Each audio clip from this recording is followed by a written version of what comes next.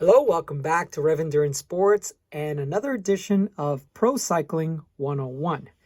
Today we're going to talk about one of the classics. It's called Liege Bastogne Liege. But before we go any further, if you would please subscribe to that channel and hit that notification bell so that you know when I have a new video.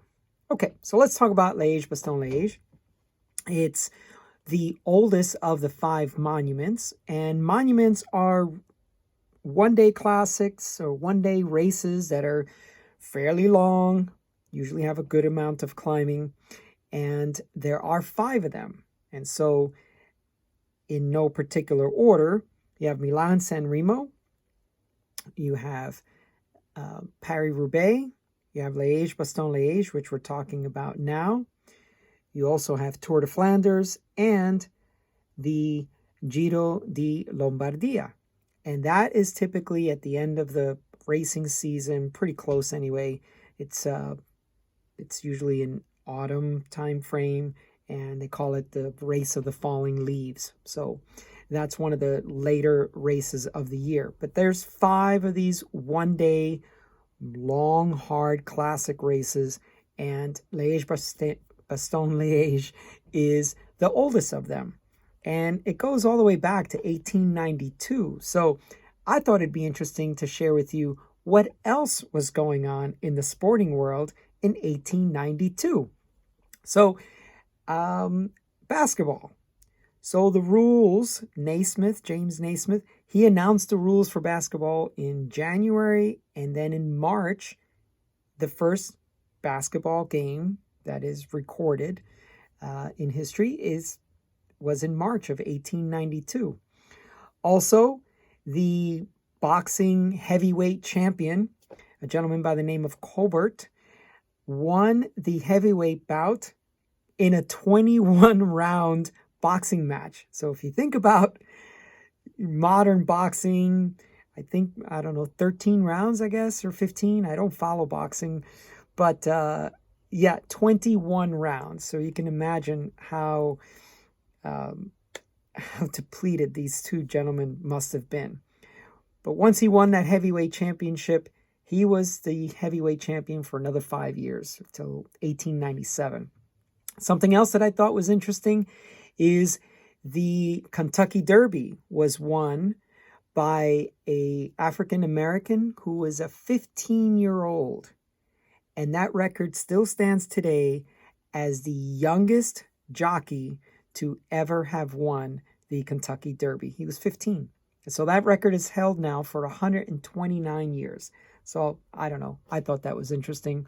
Other things happened in sports as well, but, like the ice skating international headquarters was founded in the Netherlands. So there you go. That's what else was happening in 1892.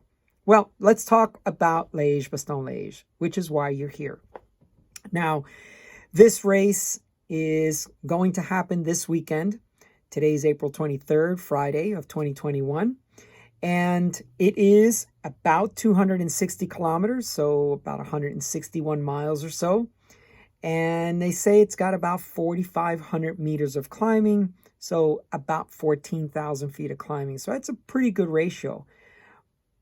But it's really a good ratio because the first 100 or so K, maybe a little bit more, are fairly flat. There's only like one climb that is, categorized. But a lot of the climbing comes on the back end of this race, and they're repetitive and they're steep. So a lot of these races in the Ardennes and places like that, they're not long, but they're just steep grades. And of course, repetitive nature of these climbs creates this serious attrition rate throughout, and the cream rises to the top, as they say. So let's talk a little bit more about the history of Liege Bastogne Liege. So of course, you always have to mention Eddie Merckx in any of these types of races. The guy had 525 career wins.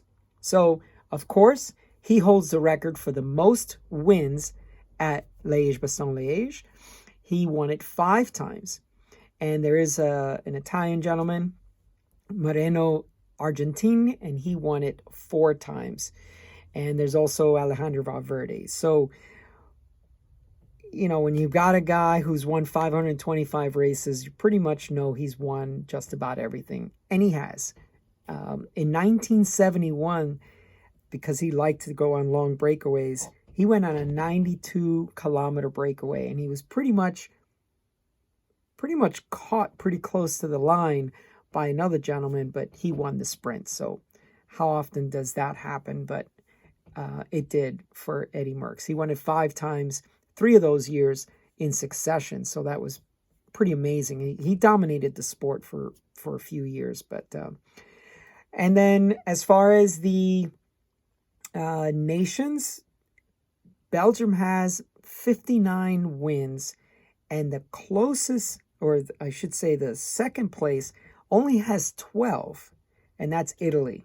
So Belgium 59, Italy with 12, and of those 12, Moreno Argentin won 4 of them. So that's pretty significant, that he's got, a quarter of all the wins of his country. So anyway, one of the things I'd like to also talk about is the favorites for the race. Now, I'm not here to pick someone for the win.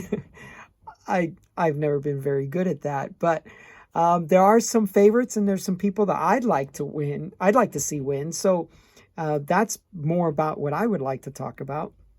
So, of course, Julian Alaphilippe, he just won Flèche Wallonne on Wednesday. He's in good form, so who knows? He might do well. Valverde, just because he's older, 40 or 41 years old, I guess he's coming up on his birthday, I guess on the day of the race.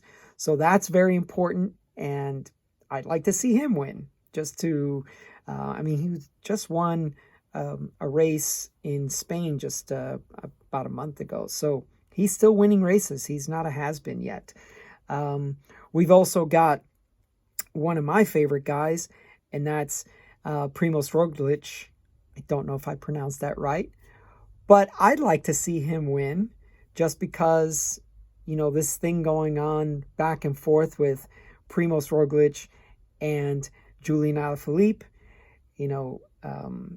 raising hands before the finish for Julian, and then Primož wins, and then on Flèche Wallonne, Julian Alaphilippe wins, and Primož Roglič is in second place. Now, in my opinion, he went too early. He went like 400 meters from the top of the climb. If you haven't watched Flèche Wallonne, I'm sorry that I gave you a spoiler. I guess I should have said something. But, I think that there are some really good people coming to this race that, there's so many, especially like the Ineos team. They have so many people that could win that race. And one of the guys on that team, Tom Pidcock, he is a phenomenal young talent.